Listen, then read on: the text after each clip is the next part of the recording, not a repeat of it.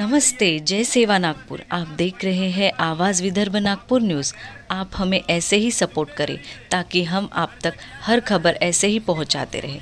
Channel को like करें, खबरों को ज़्यादा से ज़्यादा शेयर करें और चैनल को सब्सक्राइब ज़रूर करें। आगे बढ़ते हैं आज की खबर की ओर। नागपुर की संविधान चौक में गोंडवाना गणतंत्र पार्टी तथा सामाजिक प्रतिनिधियों द्वारा एक दिवसीय धरने आंदोलन किया गया। समाज के लोगों ने भारी संख्या में इस आंदोलन में बढ़ चढ़ के हिस्सा लिया। बंजारा धनगर समाज का आदिवासी समाज के आरक्षण में घूसखोरी हो या महसूल मंत्री द्वारा आदिवासियों की जमीन गैर आदिवासियों को लीज पर देने की बात हो, ऐसे ही आदि मुद्दों को लेकर नागपुर के संविधान चौक पे आंदोलन चला। आइए देखते हैं कि समाज ने आदिवासी विकास मंत्री प्राचार्य डॉक्टर अशोक उइके से किस तरह नाराज है और किस तरह उनका विरोध किया जा रहा है।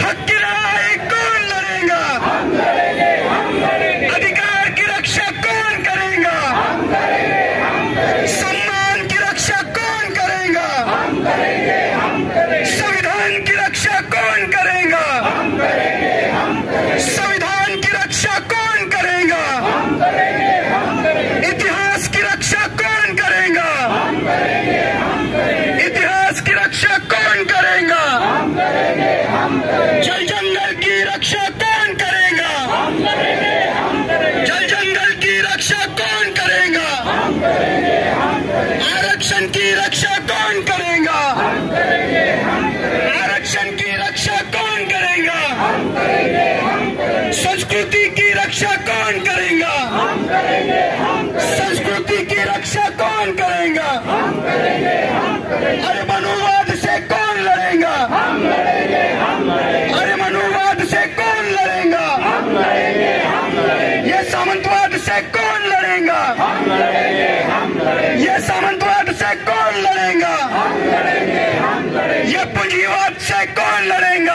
हम लड़ेंगे, हम लड़ेंगे। ये पूंजीवाद से कौन लड़ेगा? हम लड़ेंगे, हम लड़ेंगे। ये तानाशाही से कौन लड़ेगा? हम लड़ेंगे, हम लड़ेंगे। ये तानाशाही से कौन लड़ेगा? हम लड़ेंगे, हम लड़ेंगे।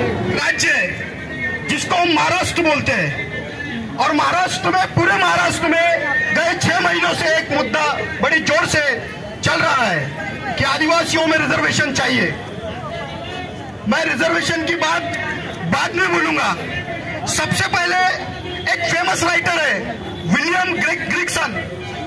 विलियम ग्रिगसन ने 1944 में एक किताब लिखा एबोरिजिनल प्रॉब्लम्स, और इस एबोरिजिनल प्रॉब्लम्स में उन्होंने बंजाराओं के बारे में एक स्टेटमेंट लिखा है और उन्होंने बोला कि तुम्हारा जो आदिलाबाद है, तुम्हारा जो वालंगा है, ये जो महाराष्ट्र के टेरिटरी के जो डिस्ट्रिक्ट्स है, यहाँ पर ये जो बंजारा समाज आज तुम्हारे आरक्षण में घुसखोरी की बात कर रहा है, इसी बंजारा समाज ने हमारे आदिवासी भाइयों के जमीनों पर अवैध अतिक्रमण करके रखा है। ये बात आजादी के पहले की है और आजादी के पहले उसी विलियम ग्रिगसन ने उसी किताब में पेज नंबर 23 में बोला है कि बंजारा समाज ये आदिवासियों पर हमेशा से शोषण करते आया हुआ समाज है, ये शोषण करती जमात है। और ऐसी जमात आज महाराष्ट्र में आदिवासी भाइयों के हक, अधिकार और सम्मान की तरफ बढ़ रही है। मैं यहाँ पर हमारे भाई ने बोला कि 2 दिन पहले लोकमत और बाकी के पेपरों में, लोक संवाद में एक स्टेटमेंट आया आदरणीय बावनकुळे जी का। इन्होंने बोला कि अभी से लेकर आप जितने भी आदिवासी महाराष्ट्र में रहते हैं उन सभी आदिवासियों की जमीन लीज पर ले सकते हैं। या गोंडवाना गणतंत्र पार्टी के मंच से उसी बावनकुळे को एक जवाब कर रहा हूं और सवाल पूछ रहा हूं। 1974 में इसी महाराष्ट्र में एक कानून बना जिसको महाराष्ट्र लैंड रिस्टोरेशन एक्ट बोलते हैं, जिसमें बोला गया था और बोला गया है कि जितने भी आदिवासियों के जमीन पर अवैध अतिक्रमण करा है वो जमीन मूल मालिकों को वापस दी जाए। कितना काम किया तुमने इसके ऊपर, उसके पहले हम लोगों को एविडेंसेस दो, इसका प्रमाण दो कि तुमने आदिवासियों की जमीन पर वापस करने के लिए कोई एजेंडा लगाया। इन्होंने हमसे जमीन छीनने का जो संकल्प हमसे लेके रखे, बात आरक्षण की नहीं है। देखा जाए तो जो भी हैदराबाद गैजेट हो, नागपुर गैजेटियर हो, गोंदिया या गढ़चिरौली गैजेटियर हो, या मध्य प्रदेश का छिंदवाड़ा गैजेटियर हो, गैजेटियर यानी कोई रिजर्वेशन डिस्ट्रीब्यूशन का कॉन्स्टिट्यूशनल डॉक्यूमेंट है क्या, जिसके आधार पर तुमको रिजर्वेशन दिया जाएगा? किसने बोल दिया? क्या इतनी सरकार पढ़ी लिखी है कि रिजर्वेशन किसको देना चाहिए? गैजेटियर कोई रिजर्वेशन वितरण डॉक्यूमेंट नहीं है, ये तुम्हारे जिला का एक माहिती पत्रक है, जिसके आधार पर तुमको बताया जाता है कि तुम्हारे जिले में कितने लोग रहते हैं, कैसे लोग रहते हैं, किस संस्कृति के लोग रहते हैं, किस धर्म को मानने वाले लोग रहते हैं, किस पारंपरिक व्यवस्था को मानने वाले लोग रहते हैं। ये एक छोटा सा डॉक्यूमेंट है। ये जो मांग है ये असंवैधानिक है और आदिवासियों को अपमानित करने वाली मांग है। ये पूरे देश में हम लोगों ने आंदोलन छेड़ना चाहिए। गोंडवाना गणतंत्र पार्टी के माध्यम से ये आंदोलन उठना चाहिए। आप झारखंड जाकर देखो, वहां पे कुर्मी जमात आदिवासियों के रिजर्वेशन के लिए बड़े जोर शोर से आंदोलन कर रही है। आप राजस्थान जाके देखिए, वहां पे भी गैर आदिवासी लोग आरक्षण के लिए मर रहे हैं। बात आरक्षण की है, बात आरक्षण की नहीं है, बात जमीन की है, बात सत्ता की है। हम लोग यहाँ पर आकर हमारे नेताओं के बारे में बात करते हैं और जब वो नेता हमारे पास आता है तो हम उसके पैर छूते हैं। वाह, ये तुम्हारी नीति है? अगर नेता तुम्हारा मौजूद नहीं है तो उसको बोलेंगे कि इसने ऐसे किया, इसने वैसे किया। अगर अब भी के अब भी अशोक जी उइके को यहाँ पे आने दो, तुम में से कितने लोग पैर छूते देख लो। तुम्हारी बात है, तुम्हारे समाज में इतनी ताकत पैदा नहीं की कि तुम अपने समाज से चुने हुए नेता को डरा सको। तुम्हारा नेता पार्टी से डरता है, समाज से कभी डरा है क्या? तुम लोगों ने कभी समाज को डराने वाली ताकत को पैदा किया है क्या? इस बारे में बात करो, उसके बाद तुम नेताओं को गाली दो। नेता हमारे रिजर्वेशन से चुन के जाता है, हमारे आरक्षण से चुन के जाता है, हमारे बेल्ट से चुन के जाता है, हमारी वोट बैंक से चुन के जाता है, लेकिन वो बात नहीं करता। वो पार्टी की बात, पार्टी का डर है, समाज का डर नहीं है। क्यों नहीं है? क्योंकि हम लोग, अभी मेरे भाई ने बोला था कि हम चाहे जितने भी बड़े पदाधिकारी हो, चाहे भी हमारा देश में जितना भी बड़ा संगठन हो, अगर हमने कुछ गलती की है तो उस गलती को स्वीकार करने की ताकत हम में होना, तब जाके तुम्हारा सामाजिक प्रतिनिधित्व खड़ा हो सकता है। तुम में ताकत है क्या अपनी गलती को स्वीकार करने की? आज समाज की ताकत यह ऐसी हालत क्यों हुई है? क्या किसी नेता ने ऐसी हालत की है या हमारे समाज के सामाजिक संगठनों ने ऐसी हालत की है? इस बात को बोलना जरूरी है। कुछ लोगों को बुरा लग सकता है, लेकिन तुम्हारे बुरा लगने के लिए मैं समाज की सच्ची अवस्था को तुम्हारे सामने ना रखूं, ये समाज के लिए मेरा धोखा होगा और ऐसा धोखा मैं समाज के साथ कभी नहीं करूंगा। हम लोग देख रहे हैं पूरे देश में माइनिंग के इश्यू को लेकर कोई बात नहीं कर रहा। गढ़चिरौली तो लूट गया। बड़ी बड़ी बात करने वाले जो ठेकेदार है, बड़ी बड़ी बात करने वाले जो संगठन है, आज सुरजागढ़ के बारे में बात क्यों नहीं कर रहे? आज तुम्हारे झंडे पार के बारे में बात क्यों नहीं कर रहे?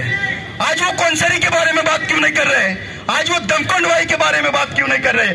आज ये बच्चों की अवस्था और व्यवस्था और आवश्यकताओं को लेकर बात क्यों नहीं कर रहे? बच्चे, यही नागपुर, इसी नागपुर की सड़कें जाम हुआ करती थी 6-6, 7-7 घंटे के लिए आदिवासी विद्यार्थियों के आंदोलन की वजह से।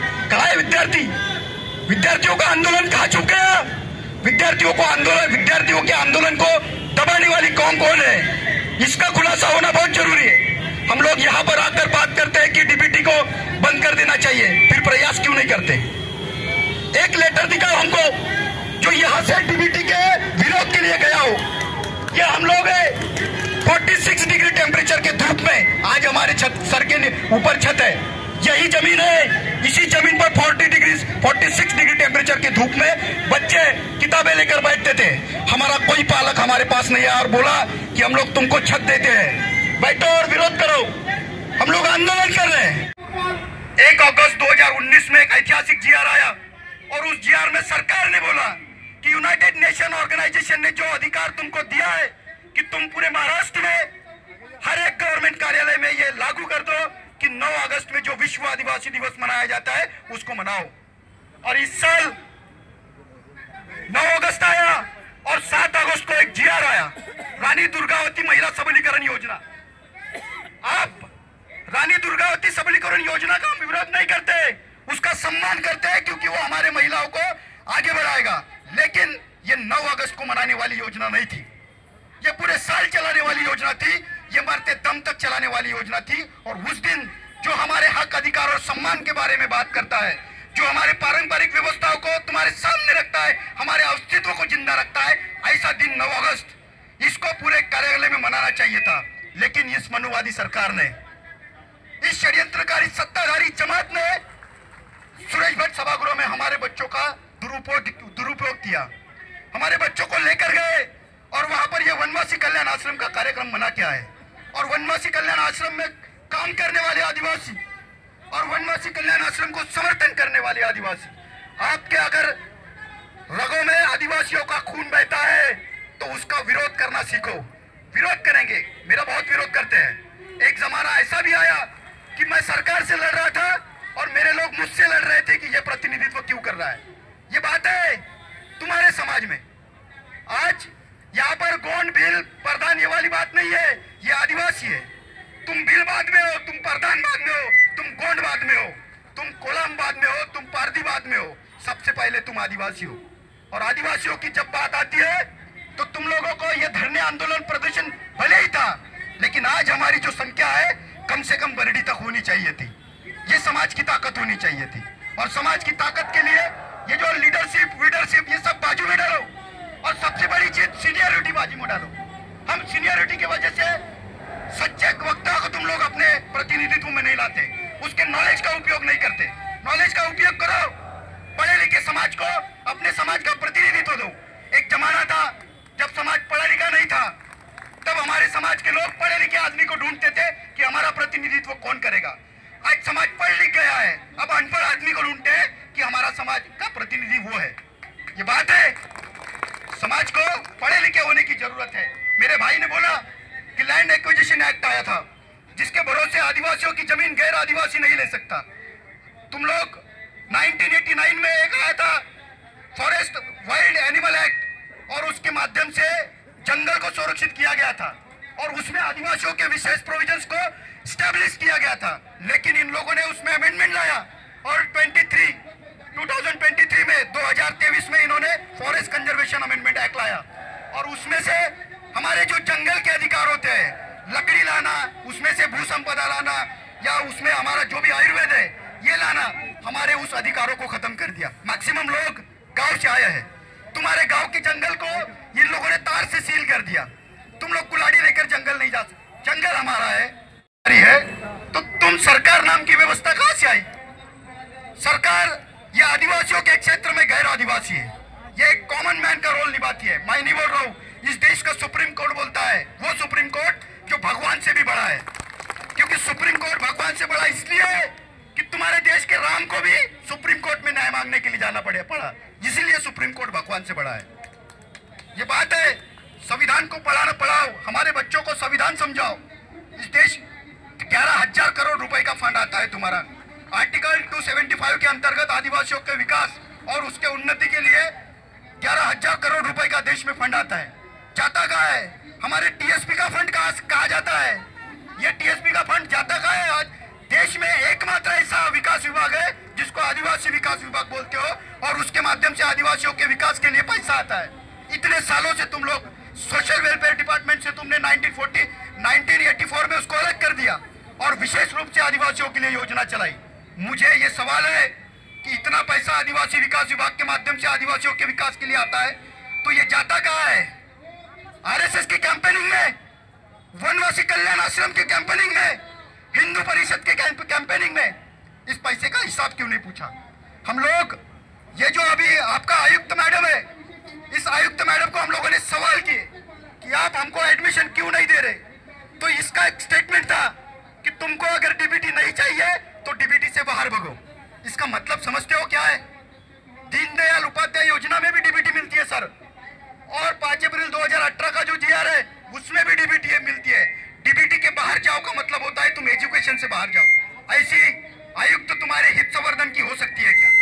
तो इसके बारे में कोई नेता या इसका संगठन बात क्यों नहीं कर रहा है? हमें ऐसा कोई आयुक्त नहीं चाहिए जो आदिवासियों के विरोध विरोध में काम करता हो, आदिवासियों के संवर्धन में काम नहीं करता हो। ये बात है। आप लोग यहाँ पर आए हैं और इस मोर्चे को ताकत का स्वरूप दिया है। देखो, ये मंच को शोभा आए ना आए, तुम्हारे यहाँ से वापस जाने के बाद समाज की ताकत जरूर बनना चाहिए। ये संदेश यहाँ से लेकर जाओ। और हम लोग, ये उनके साहब यहाँ पे मौजूद है, हम लोग लास्ट टाइम यहाँ पे आंदोलन किए थे। आपसे मैंने बात किया था कि साहब, आपके प्रतिनिधित्व में तुम पूरे 288 सीटें ना लड़ाओ, लेकिन कम से कम 25 सीटों पर दावा करो। पूरे 25 सीटों को लेकर यूथ फोर्स आपको मदद करेंगी। बोला था या नहीं बोला था? हम बोले हम आपको मदद करेंगे। आज महाराष्ट्र में गोंडवाना गणतंत्र पार्टी तो है, लेकिन एक भी गोंडवाना गणतंत्र पार्टी का कोई प्रतिनिधि नहीं है। विधानसभा में है क्या?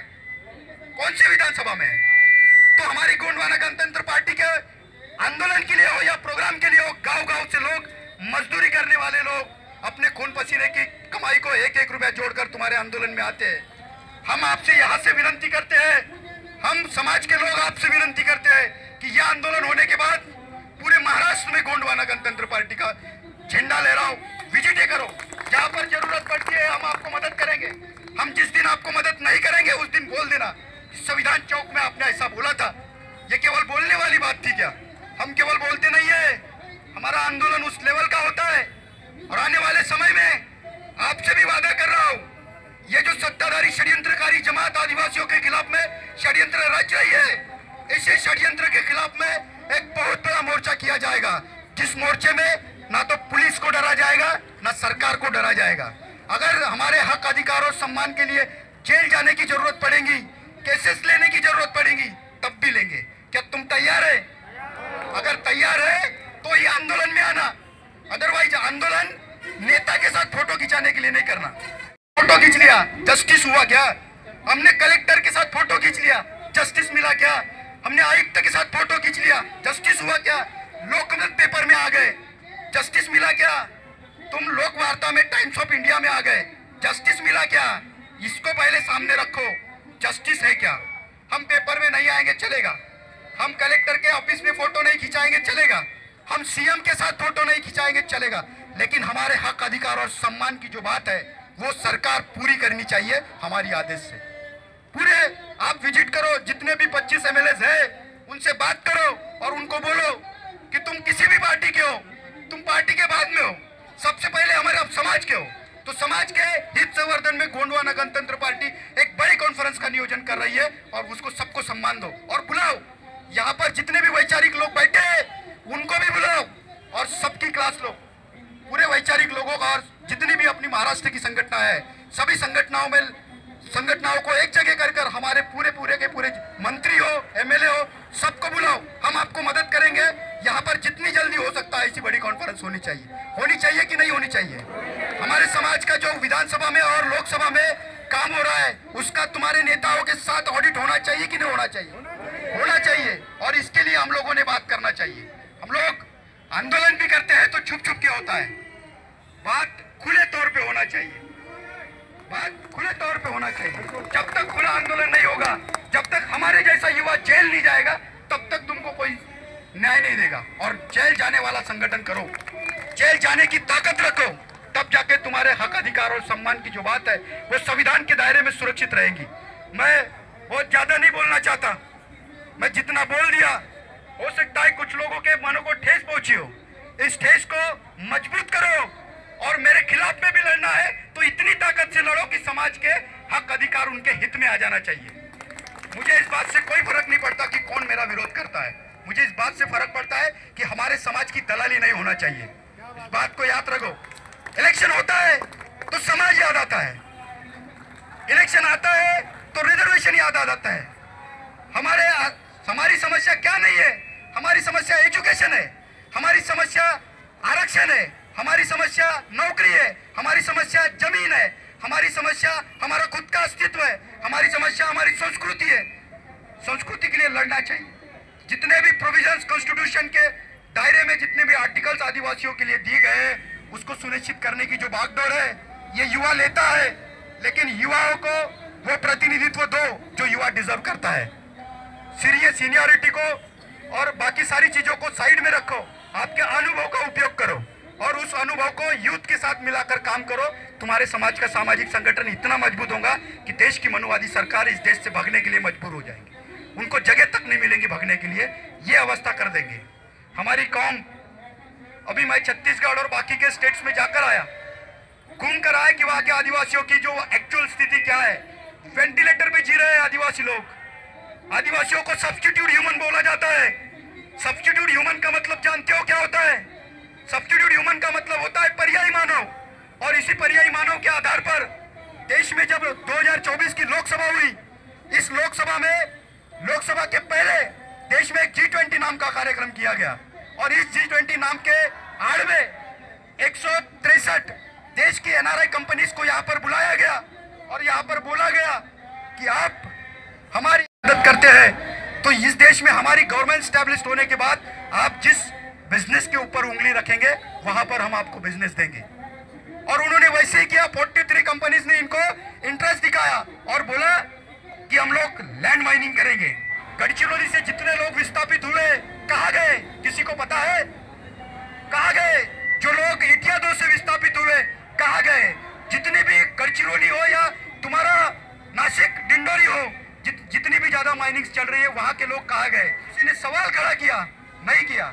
आज तुम जितने भी लोग यहाँ पर वैचारिक लोग बैठे हैं, मैं आपका छोटा बेटा हूँ, आपके समाज का खून हूँ, आपका वंश हूँ और यही से पूरी जवाबदारी के साथ किसी सरकार को ललकार रहा हूँ कि जितनी भी माइनिंग्स तुम लोग देश में कर रहे हैं, इन माइनिंग्स को सबसे पहले बंद करो और सारी संगठनाएं एक हो जाओ। आज ये धर्म अरम की लड़ाई लड़ने का समय नहीं है तुम्हारे पास, संगठन की लड़ाई लड़ने का समय नहीं है। अभी तक हम लोग जातियों की लड़ाई लड़ते आ रहे थे, बाद में हम पार्टी की लड़ाई लड़ते आ रहे हैं, अभी हमारे बीच में एक और लड़ाई आ गई है, संगठन की लड़ाई। मेरा संगठन वर्चस्ववाद का है, मेरा संगठन बड़ा है, मत करो, जरूरत नहीं है। हम किसी संगठन की नहीं है, हम पूरे संगठन को समर्थन करते हैं। जो भी संगठन का आंदोलन होगा वहां पे जाकर पूरी ताकत और होशावाज से बात करते हैं और यही काम हमारे लोगों ने करना चाहिए। मेरे वाणी से अगर किसी का मन दुखा हो या किसी की वैचारिक वेदनाओं को यातना पहुंची हो तो मैं आपका छोटा बेटा आपसे 10 उंगलियां जोड़कर माफी चाहता हूं। जय आदिवासी, जय जोहार, जय संविधान। अभी गणेश हिड़बा जी ने बहुत जोश भरा क्रांतिकारी विचार अपने बीच में रखे ताकि मेरा समाज लड़वई करना होगा और समय आया तो हमको हथियार भी उठाना पड़ेगा। तो पहले सबसे पहले तो हम लोगों को किसी को अगर खामोश करना है तो आपको बोलना होगा। आप बोलोगे नहीं तो आपकी कोई सुनेगा नहीं। निकलो घर मकानों से, अरे अभी तो ये लड़ाई है। अब इशारा दे रहे हैं, पिक्चर से दलाली नहीं करती है। मेरे को ये बता दो कोई तो भी कि कांग्रेस, बीजेपी, शिवसेना वाले किसी मुद्दे को लेकर के आज तक के आदिवासी के मुद्दों को लेकर के कहीं धरना, आंदोलन या मोर्चा खड़ा किया हो तो ये तो दादा हीरा सिंह मरकाम की देन है, जिसने झंडा और डंडा हमको दिया है। ये झंडा क्रांति का प्रतीक है और डंडा नहीं मानते तो मारने का प्रतीक है। ठीक है, आवाज दो। अरे अभी तो ये लड़ाई है, अभी तो ये लड़ाई है। बंजारा धनगर आदिवासी हो नहीं सकता, हमारी सहूलत, हमारा आरक्षण ले नहीं सकता। बंजारा धनगर आदिवासी हो नहीं सकता, हमारा आरक्षण ले नहीं सकता। बंजारा धनगर आदिवासी हो नहीं सकता। आज के धरना आंदोलन के माध्यम से जिन तमाम क्रांतिवीरों ने देश की आजादी के लिए अपने प्राणों की आहुति दी, उन सभी महामानवों को मैं इस मंच के माध्यम से सेवा जोहार और उनको सेवा जोहार करते हुए वंदन करता हूं। उसी तरह से हमारे राष्ट्रीय गोंडवाना गणतंत्र पार्टी के उपाध्यक्ष तिरुमाल राजे वासुदेव टेकाम साहब, जिनके मार्गदर्शन से और वो हमारे राजकीय गुरु भी है समझ लो, जिन्होंने बर्दाश्त नहीं करेंगे ऐसे लोगों को। हम अपने हक अधिकार के साथ में न्यायिक लड़ाई तो लड़ेंगे ही लड़ेंगे, लेकिन अगर जाति करते होंगे तो हम लोगों को डंडा भी उठाना आता है, कुल्हाड़ी भी उठाना आता है, तीरकमटा भी चलाना आता है। दोस्तों, इस निवेदन में कुल मिलाकर के 17 मुद्दों के ऊपर में हम लोगों ने बात रखा है। मेरे समय इसके पहले के जो भाई लोग थे उन लोगों ने सभी विषय के ऊपर में अच्छी तरह से अपनी बात को रखे हुए। सबसे पहली बात है कि अभी जो बावनकुड़े जी है, इन्होंने लैंड एक्ट जो है 1956 का, उसमें बदल करके अभी भाडे तत्वावर आदिवासीची जमीन लीजवरती आणि भाडे तत्वावरती घेण्यात येईल। अपना हमारा जो राइट्स है, जो पहले से संविधान में तरतूद है, उसको भी कहीं ना कहीं नष्ट नाबूद करने का ये प्रयास कर रहे हैं, जबकि इनको कोई अधिकार नहीं है। ये अधिकार संविधान को छेड़खानी करने का अधिकार इनको नहीं है, पर्सनल लॉ नहीं है ये संविधान में अगर कुछ तरतूद करना है तो ये लोग जितनी विधानसभा के अंदर में उस चीज को पारित किया जाता है, उसके बाद में राष्ट्रपति की स्वाइन ली जाती है। लेकिन यहाँ के नेता अपने आप को इतने तुर्रमखान समझते हैं कि हम बोले सो कायदा और हमारे हाथ में सब कुछ है। तो ऐसे बावनकुड़े जी जैसे आदिवासी विकास मंत्री के बारे में हम बोल रहे हैं कि आदिवासी मंत्रीच्या करायचं काय, आदिवासी विकास मंत्र्याचं करायचं काय, अरे महसूल मंत्री बावनकुळेचं करायचं काय, महसूल मंत्री बावनकुळेचं करायचं काय। और दूसरी बात है हमारे आरक्षण की, जो आरक्षण का सपोर्ट कर रहे कुछ नेता, हमारे भी नेता लोग हैं उसमें तो उन लोगों को भी हम लोगों को एक मैसेज देना चाहते हैं। बंजारा समाज ने हमें गाली गलौज किया, अबे पहले आदिवासी के माँ बाप के पेट में पैदा हो, कहीं आदिवासी का आरक्षण ये कोई हलवा नहीं है, महाप्रसाद नहीं है, कोई भी उठा के खा लेगा। उसके लिए आदिवासी के पेट में पैदा होना पड़ता है, उसके खून से वो आदमी ट्राइबल में उसकी गिनती होती है। और ऐसे कोई भी अनुच्छेद वो पालन नहीं कर रहे। 341 का जो आदिवासी का जो आरक्षण है, उसमें जो अनुशेष है, उस अनुशेष के एक भी अनुशेष में वो बैठता नहीं है। बंजारा समाज और आदिवासी का आरक्षण ले नहीं सकता, लेकिन कुछ जो नेतागण है वो उनको बहला फुसला कर उनको कह रहे हैं कि भाई आप लोग बंजारा समाज को भी आदिवासी के आरक्षण में इंक्लूड कर लेंगे, तो ये हो नहीं सकता।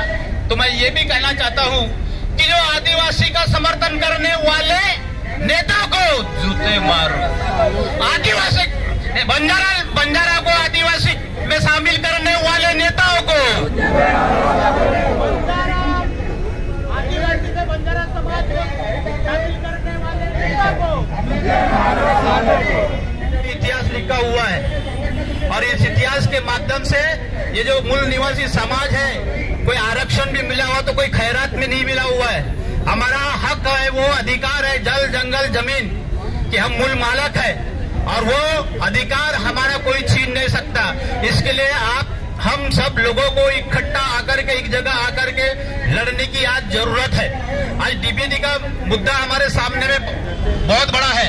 जो पहले जो मेस के माध्यम से हम लोगों को हॉस्टल में खाना मिलता था हमारे बच्चों को, आज डीबीटी 3-3, 5-5 महीनों से उन बच्चों को डीबीटी नहीं मिल रही। मैं बताऊं, वो लोग किराए से कहीं रह रहे हैं, वो खाना और कहीं से खा रहे हैं, वो किस प्रकार से अपनी पढ़ाई करेंगे, किस प्रकार के वो सामने की जिंदगी जिएंगे, किस प्रकार से सामने का एजुकेशन लेंगे, ये भी एक बहुत बड़ा विषय है। दूसरा है जो बिंदु नामावली का है, जो बिंदु नामावली यानी कि एससी समाज को जो आरक्षण मिला था वो पहले नंबर पे था, और आदिवासी का जो आरक्षण मिला था वो दूसरे नंबर, यानी योजना का हो या स्कीम का हो या नौकरी का हो,